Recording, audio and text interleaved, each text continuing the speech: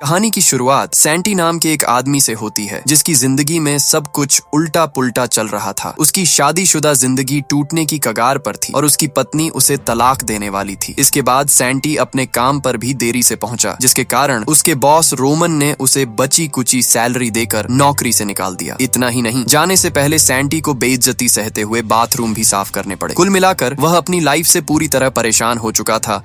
एक दिन सैंटी अपनी गाड़ी से कहीं जा रहा था तो रास्ते में उसका पेट्रोल खत्म हो गया। वह जैसे तैसे घसीटते हुए गैस स्टेशन पहुंचा, जहां उसकी मुलाकात अपने दोस्त पेड्रो से हुई। सैंटी ने उसे बताया कि उसकी पत्नी माइते के साथ उसका तलाक होने वाला है। बाद में जब वह वकील से मिला तो वकील ने साफ कर दिया कि तलाक के बाद उन दोनों की जायदाद आधी आधी बांट दी जाएगी। माइते जल्द से जल्द तलाक चाहती थी, लेकिन वकील ने बताया कि इस पूरी कानूनी प्रक्रिया में अभी कुछ महीनों का समय लगेगा। वहां से बाहर निकलते वक्त एक लॉटरी टिकट बेचने वाली औरत ने सैंटी को आवाज दी। सैंटी ने भी मजे मजे में एक टिकट खरीद लिया और उसे अपनी सिगरेट की डब्बी में रखकर वहां से निकल गया। शाम को सैंटी अपने कॉलेज की यूनियन पार्टी में पहुंचा, जहां वह अपने पुराने दोस्तों पेड्रो और मार्कोस से मिला। वहीं उसने माइते को मारियो नाम के एक अमीर आदमी के साथ हंसते हुए देखा। माइते ने उसे बताया कि मारियो उस सुपरमार्केट का मालिक है जहां वह काम करती है। ये देखकर सैंटी को काफी जलन हुई और वह वहां से अपने दोस्तों के पास चला गया। रात को जब सैंटी घर आया तो उसने सिगरेट का वह डब्बा कूड़े में फेंक दिया, क्योंकि वह लॉटरी टिकट के बारे में भूल चुका था। अगली सुबह जब सैंटी रेडियो सुनते हुए नहा रहा था, तभी उसने लॉटरी की खबर सुनी। उसे तुरंत अपने टिकट की याद आई और वह पागलों की तरह कचरे के डिब्बे में सिगरेट का डब्बा ढूंढने लगा। आखिरकार उसे टिकट मिल गई और वह खुशी से झूम उठा, क्योंकि वह 25 मिलियन यूरोज जीत चुका था। सैंटी ने फौरन माइते को फोन लगाया, पर उसने फोन नहीं उठाया। सैंटी खुद माइते से मिलने पहुंचा, लेकिन वहां का नजारा देखकर उसके होश उड़ गए। उसने देखा कि माइते और मारियो काफी करीब थे, जिससे उसे लगा कि वे रोमांस कर रहे हैं, जबकि असल में माइते ने मारियो को चूमने से मना कर दिया था। इसके बाद सैंटी अपनी जीत की रकम लेने बैंक पहुंचा, पर वहां वह इतना घबरा गया कि अंदर से भाग आया। बैंक मैनेजर डेमियन उसके पीछे पीछे उसकी गाड़ी तक आ गया। सैंटी गाड़ी लेकर वहां से निकल गया, पर मुड़कर देखा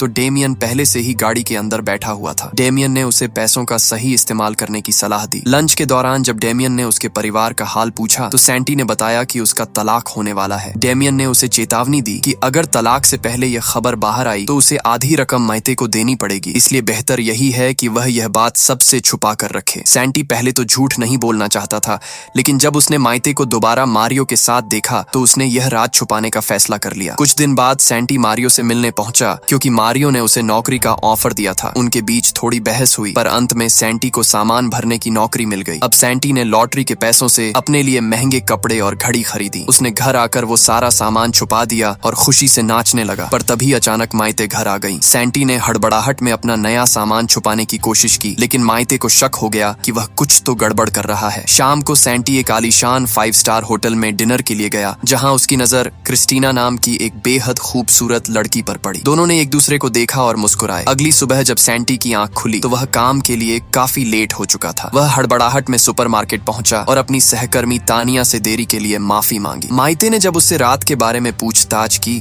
तभी मारियो ने वहां आकर सैंटी को बुरी तरह डांटना शुरू कर दिया, लेकिन माइते ने बीच में पड़कर बात संभाल ली। अगले दिन सैंटी अरिच नाम के एक सर्फर से मिला, क्योंकि अब वह सर्फिंग करना सीखना चाहता था। अगले कुछ दिनों तक सैंटी ने समंदर की लहरों पर जमकर पसीना बहाया और सर्फिंग में काफी सुधार किया। एक रात पेड्रो और मार्कोस ने उसे फोन किया तो सैंटी ने उन्हें अपने नए शौक के बारे में बताया। उसके दोस्तों को लगा कि तलाक के सदमे से सैंटी का दिमाग चल गया है और वह डिप्रेशन में बहकी बहकी बातें कर रहा है, क्योंकि उनकी नजर में सर्फिंग सिर्फ अमीरों का खेल था। उन्होंने सैंटी को मिलने बुलाया, पर उसके मना करने पर उन्हें बड़ा ताज्जुब हुआ। अगले दिन सैंटी बैंक मैनेजर डेमियन के साथ अपने पुराने बॉस रोमन की आलीशान शिप खरीदने पहुंचा। रोमन की तो सिट्टी पिट्टी गुम हो गई। उसे यकीन ही नहीं हुआ कि जिसे उसने नौकरी से निकाला था वही आज उसका जहाज खरीद रहा है। सैंटी ने न केवल वो शिप खरीदी, बल्कि अपना पुराना बदला लेते हुए रोमन से ही उसके बाथरूम साफ करवाए। बाद में जब डेमियन और सैंटी कुछ और खरीदारी की प्लानिंग कर रहे थे, तभी अचानक सामने से पेड्रो और मार्कोस आ गए। सैंटी के बदन पर महंगे और चमकते कपड़े देखकर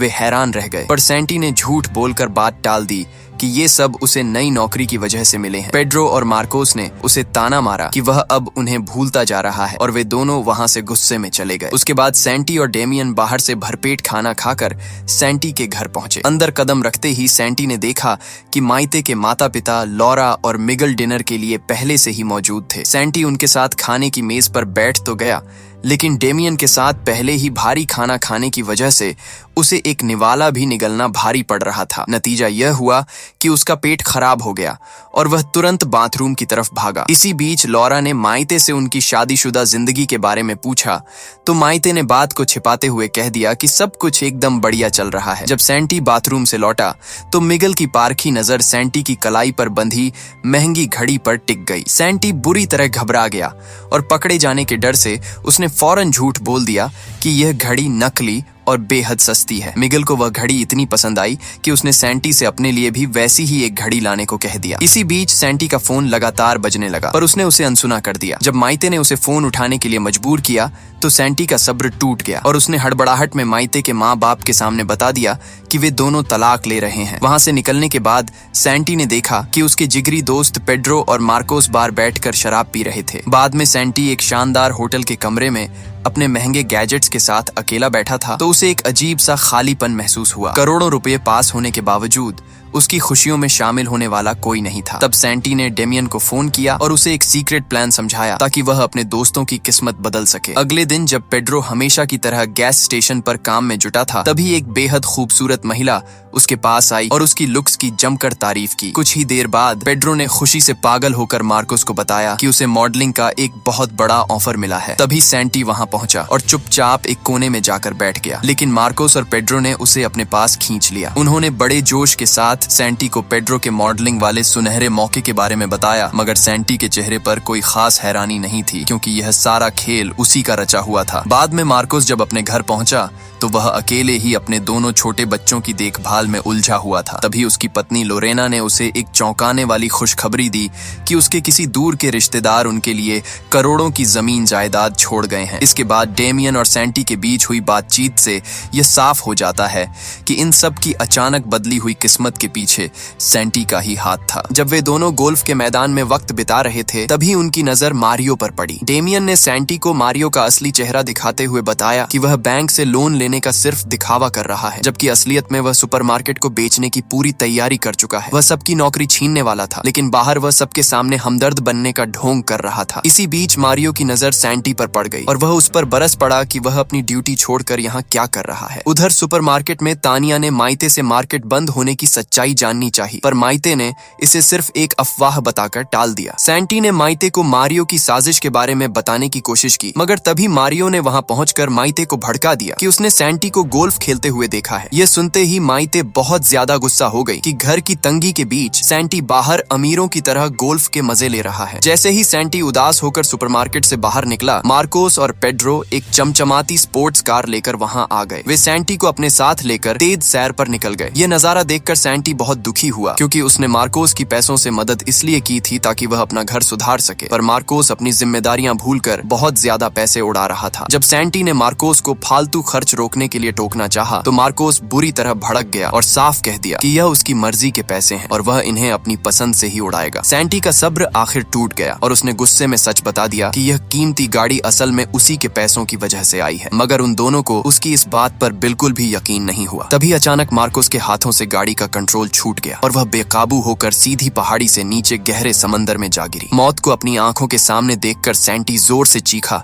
और उसने अपनी लॉटरी जीतने का राज सबके सामने खोल दिया। खैर, किस्मत अच्छी थी कि कुछ ही देर में वे तीनों जैसे तैसे तैरकर किनारे पर सुरक्षित वापस आ गए। अगली सुबह जब माइते के पास मारियो का फोन आया तो उसे देखकर सैंटी को फिर से बहुत जलन हुई। माइते को नीचा दिखाने के लिए सैंटी ने भी बिना कुछ सोचे तुरंत क्रिस्टीना को फोन मिला दिया। उस रात माइते मारियो के साथ डेट पर गई और सैंटी क्रिस्टीना के साथ बाहर निकला, मगर सच तो यह था कि उन दोनों का ही अपनी अपनी डेट्स में बिल्कुल भी मन नहीं लग रहा था। जब वे दोनों एक ही वक्त पर घर लौटे तो उन्होंने एक दूसरे को जलाने के लिए अपने नए पार्टनर के साथ बहुत खुश होने का झूठा दिखावा किया। अगले दिन मारियो ने माइते को बुलाकर सुपरमार्केट में एक मीटिंग रखी और सबके सामने यह कड़वा ऐलान कर दिया कि मार्केट अब हमेशा के लिए बंद होने जा रहा है। उसने बड़ी ही चालाकी से सबके सामने यह झूठ बोला कि उसने स्टोर को बचाने की बहुत कोशिश की पर कोई रास्ता नहीं बचा। यह खबर सुनकर माइते पूरी तरह टूट गई क्योंकि उसकी नौकरी अब खतरे में थी। माइते का उदास चेहरा देखकर सैंटी का दिल पिघल गया और उसने उसका दुख कम करने के लिए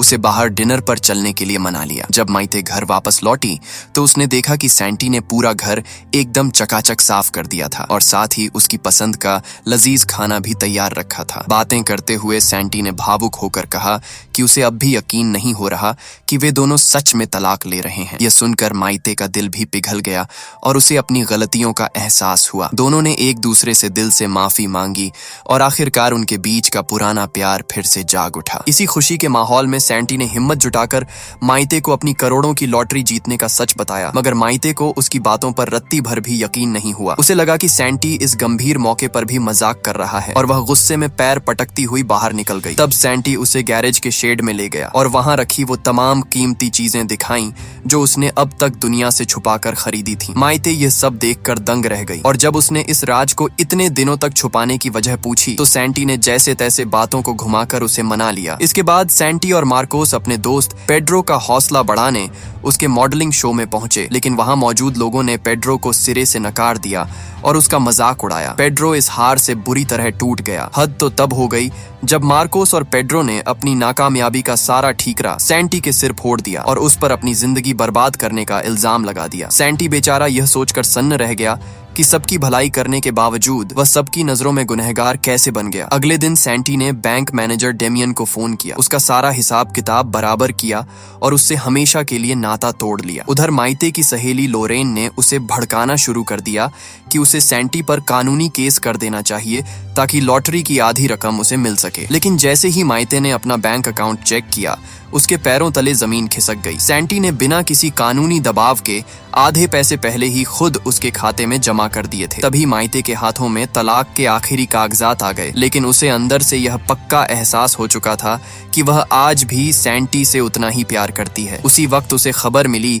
कि बंद हो चुका सुपरमार्केट फिर से खुलने वाला है। माइते जब वहां पहुंची तो उसकी साथी तानिया ने उसे एक चौंकाने वाली बात बताई कि किसी अनजान रईस ने पूरा सुपरमार्केट ही खरीद लिया है, जिसका सीधा मतलब यह था कि अब वहां काम करने वाले किसी भी कर्मचारी की नौकरी नहीं जाएगी। माइते अपनी खुशी बांटने लिए तुरंत मारियो के पास गई, पर तभी उसके सामने मारियो का काला सच आ गया कि वही वो गद्दार था जो चोरी छिपे इस स्टोर को बेचने की साजिश रच रहा था। उसी समय वहां बैंक मैनेजर डेमियन पहुंचा और उसने सबके सामने ऐलान किया कि मारियो को उसकी बेईमानी की वजह से नौकरी से निकाला जाता है। डेमियन ने आगे जो कहा उसने सबको हैरान कर दिया। सुपरमार्केट की नई डायरेक्टर अब से खुद माइते होगी। माइते की खुशी का ठिकाना नहीं रहा और वह पागलों की तरह सैंटी को तलाशने के लिए निकल पड़ी। सैंटी उस वक्त शहर छोड़कर कहीं दूर जाने के लिए एयरपोर्ट पर खड़ा था। माइते उसे ढूंढती हुई वहां तक पहुंच गई। काफी मशक्कत के बाद आखिरकार माइते की नजर सैंटी पर पड़ी। माइते ने पास पहुंचते ही सैंटी को एक जोरदार थप्पड़ जड़ दिया और गुस्से में चिल्लाई, कहां जा रहा था कुत्ते, मुझे छोड़ के। इसके बाद सैंटी ने उसे गले लगा लिया और उन दोनों ने एक दूसरे को चूम लिया। इस तरह उनकी पुरानी कड़वाहट खत्म हुई और वे अपनी करोड़ों की दौलत के साथ एक नई और खुशहाल जिंदगी जीने लगे।